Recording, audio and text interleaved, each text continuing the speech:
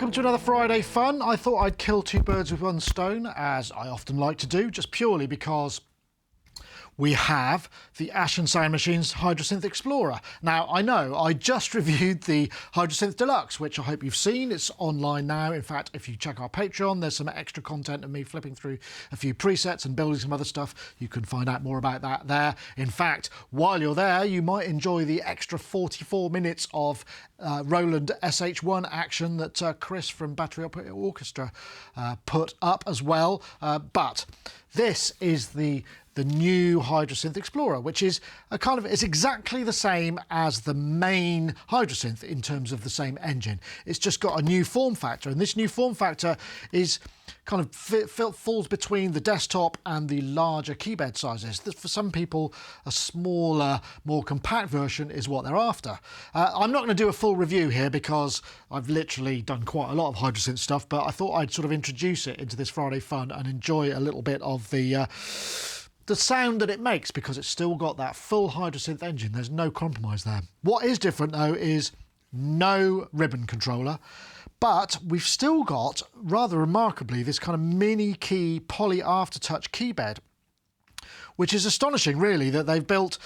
I can't think of any other mini keyed poly Aftertouch. I mean, I think Edirol did some many years ago, but they were sort of more quite specialised. This feels, you know, for mini keys, it feels pretty good for poly Aftertouch. In fact, if I go to, let's go to the first patch, which is the sort of saw pressive thing that you see in the first Hydrosynth patch. It's still there. In fact, I think a lot of the patches have just been ported across because some of them say ribbon, and obviously there is no ribbon on this, but if I...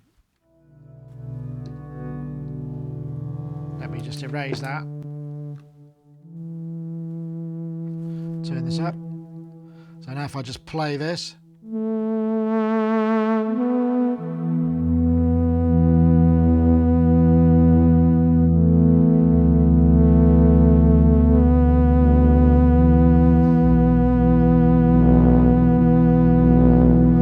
It feels pretty nice. I must admit, I did have to adjust the curve because to my for my feeling, it was a little bit too sensitive and a bit sort of swift to act. But if you go to system setup, let me see if I can find it. Oh, here we go.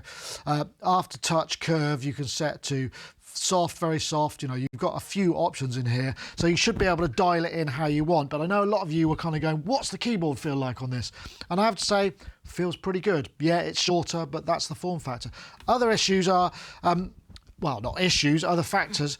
This is not a metal case like the original Hydrosynth, which was really well built. But I have to say, I don't know if you can see, you probably can't, but these are all bolted to the front panel. It doesn't feel in any way flimsy. These knobs have no give in them, so we've still got a pretty solid set of construction here. Same LCD here. Other big change is the fact that we've only got a kind of, well, it's a quite a lot smaller LCD and only 4 macros. So if we wanted to go into the mod matrix, for instance, we just have to page up and down, and then we get to the various different parameters, you know, eventually with some button presses. It adds a few more button presses to it, but it's not actually all that radically different. We've still got this kind of mod matrix for bringing up the parameter areas of the synth. Works really nicely. Filter controls have moved, obviously, because there's less space. We don't have the envelope depth and the mod depth here, but we do have the sort of basic filter controls. Apart from that, it feels very familiar. Oh yeah, again, we don't have mod and pitch wheel. We've got these slider strips, which I guess, you know, there's going to have to be some compromises with cost. But I'd say actually, if you're coming at it fresh and you want that Hydrosynth sound, the thing that this has got going for it is it's easy to get to. I think the difference is if you already know and are really fluent on a Hydrosynth, you might find yourself going, oh, where's that? And I did find a couple of things. If you reach for a parameter, sometimes you're obscuring the, you know, depending on which hand you go, you might obscure the the display, but it's a minor issue. But actually the basic sound and the sound engine are still intact. It feels like a Hydrosynth underneath it all, and we can still get some of those lovely sounds. And as we know, when I first reviewed it, I really did enjoy the vibe. And so yeah, these new form factors give us a little bit more choice. But what I was going to do is really just sort of play around with it and do some sounds. Again, I'm not going to use the internal sounds. This sound here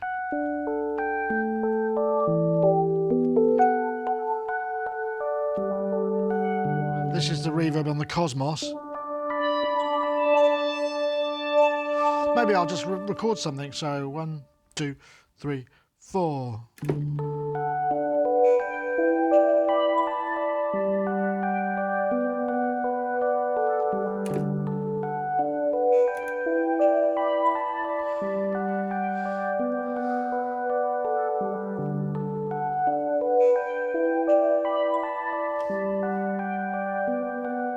So I've just got a loop in here because remember the Cosmos, this has got the upgraded firmware where we've got a straight looper as part of what's going on.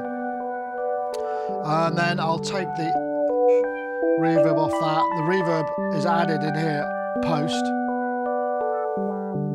Let me go into voice mode. I'm back into polyphonic. I'm going to add a bit more of my clout.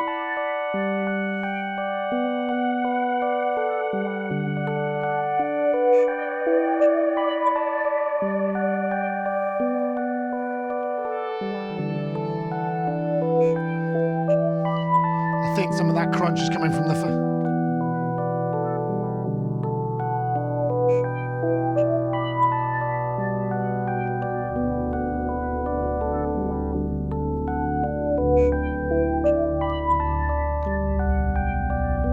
I might put some of that in the loop as well.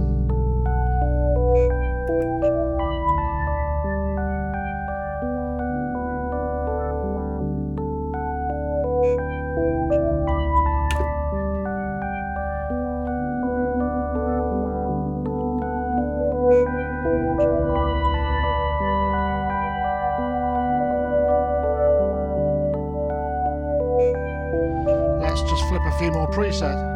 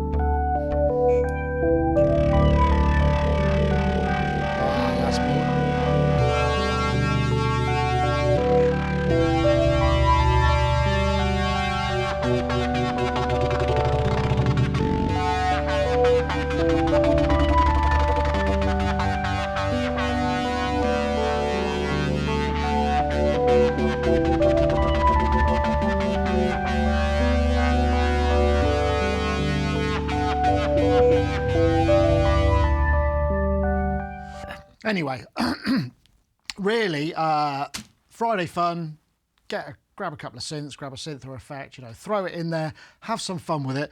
And this was really just so I could give you a look at the Hydrosynth. I'm not sure, like I say, it warrants a full review, but back to my sort of impressions of it, it does feel actually quite nice. It's not got a metal case this time, this is a plastic case, but it feels pretty sturdy. I mean, it doesn't feel like these knobs are really pretty solid. It doesn't feel like there's any kind of loss of construction. I mean, as we know, the original Hydrosynth has got a nice metal case and feels quite sturdy itself. So they don't seem to have compromised. The compromise seems to have been pretty much in, obviously the key bed will reduce a bunch of the cost, scale of economy of scale, I'd imagine, and just less knobs and smaller LCDs like this one, like we say you've got here. And it's very easy. So the pages that we've got, so if we're going into the mod matrix, we can just literally flip up and down and we page through. So it doesn't really impinge things. I mean, yes, there's a couple more key presses involved, but actually the basic sound and the sound engine are still intact. It feels like a Hydrosynth underneath it all, and we can still get some of those lovely sounds. And as we know, when I first reviewed it, I really did enjoy the vibe. So I'm just going to delete that. Let's see what we've got in terms of sound. Find a couple more sounds in here.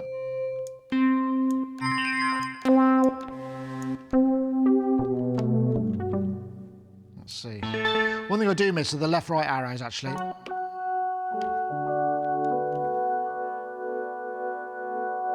Yeah, let's just put a bit of this.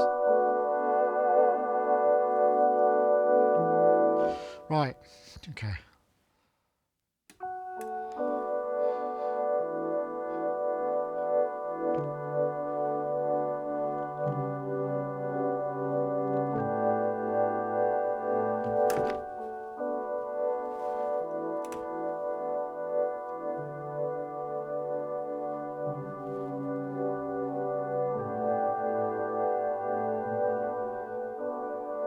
Not a bad loop point. Anyway, I hope this inspires you to maybe check out some synths in your collection. Fire them up, have a bit of a jam, enjoy. We'll see you next time. Before I forget, oh, that's nice. You can see more content over on our Patreon. We'll scroll below.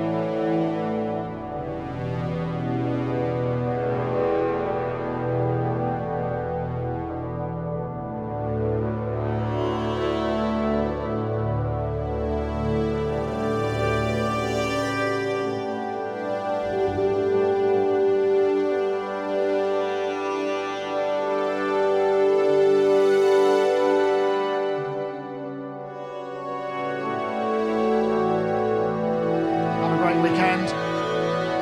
Enjoy a bit of synth jam.